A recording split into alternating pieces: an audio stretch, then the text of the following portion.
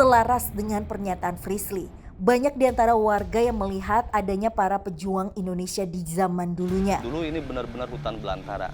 Ada salah satu warga dulu ketika waktu itu bercocok tanam di sini, beliau melihat salah satu pejuang membawa sebilah senjata. Dan aku mungkin bisa minta tolong sebelum kita meninggalkan tempat ini. Mereka tidak ada kaitannya, tapi mereka cuma bilang bahwa selalu ada sosok yang mengikuti orang yang datang ke sini. Lagi-lagi sosok ular yang tadi kita lihat kayaknya di monitor. Iya. Yang itu mengelilingi sini lalu pergi. Yuk Kak, aku bakalan bawa ini lagi.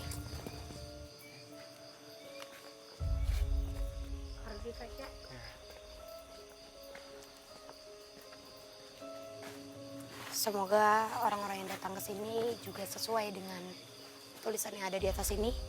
Mereka bisa menjaga sopan santunnya di tempat ini.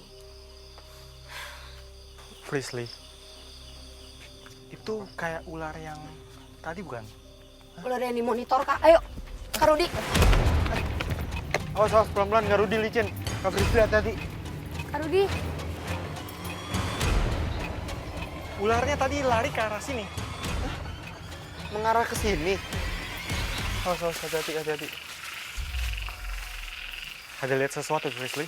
Di mana dia?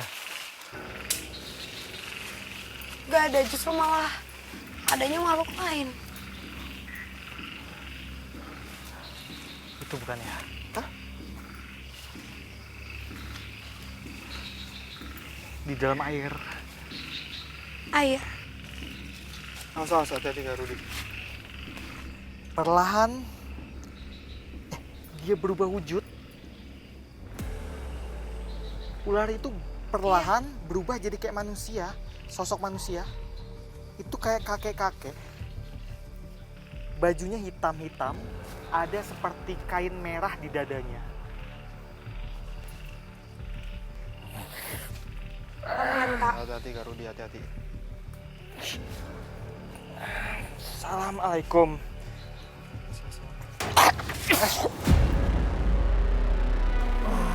Awas Kak Frisly, hati-hati. Kak Frisly, hati-hati. Awas. Assalamualaikum. Kamu yang dari tadi nunjukin ke kita, terus kamu pergi. Dan maksud kamu ngebawa kita ke tempat ini apa? Ini tempat kamu? Oke, kita datang ke sini. Kedatangan kita ke sini mencari informasi. Dan kita juga mau tahu kenapa kamu muncul dan menjanjikan sesuatu ke manusia. Sebenarnya apa tujuan kamu? Manusia mau duit. Oke. Terus? Mungkin aku mau nanya Kak Frisly. Yang bikin banyaknya manusia datang ke tempat ini untuk menyalahgunakan itu memang karena manusianya sendiri atau banyaknya sosok di tempat ini yang memanipulasi manusia sampai banyak yang percaya akan hal itu? Manusia percaya. Manusia percaya. Oke. Saya, dia yang di pohon itu bisa kasih kaya. Dia menyebutkan beberapa sosok lainnya yang berada di tempat ini yang dia katakan bisa memberikan kekayaan. Siapa nama kamu? Gak perlu tahu nama saya. Ada informasi apa lagi yang bisa kamu sampaikan ke kita? Gak usah ganggu saya.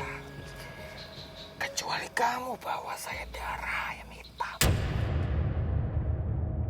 Ya udah kalau kayak gitu kamu keluar dari tubuh teman kami. Biar nanti kami akan berbicara dengan beberapa makhluk yang ada di tempat ini juga. Bisa keluar baik-baik. Rudi. Rudi. Gak tahu ya kenapa pada saat tadi dia membawa kita ke tempat ini, kayak aku ngelihat tempat ini tuh megah banget. Kayak ada sesuatu seperti, aku nggak tahu itu tempat kayak model gubuk tapi penuh dengan lapisan emas. terang banget, tapi pas tadi ada lampu ke sana dan kamu senterin ternyata air. Terus juga tadi Kak Rudi udah aman? Ya, rasanya Aman? Kayak kita ngedeket angin ke arah keluar. sana ya. Ya boleh. Ke arah sini. Karena tadi dia juga Iya, nunjuk nunjuk makhluk ke yang arah ini. sini. Nunjuk. Iya, iya. Sini.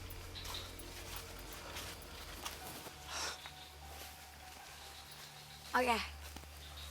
Kak Rudi. Udah aman? Oke. Makhluk tadi itu menyatakan bahwa dia adalah makhluk yang dapat memberikan kekayaan. Karena banyaknya manusia yang meminta kekayaan dan percaya dengan dia. Dan dia juga tadi bilang, sosok yang ada di atas ini ada sosok perempuan. Aku nggak tahu, tapi kayak banyak memakai seperti kalung di bagian atas.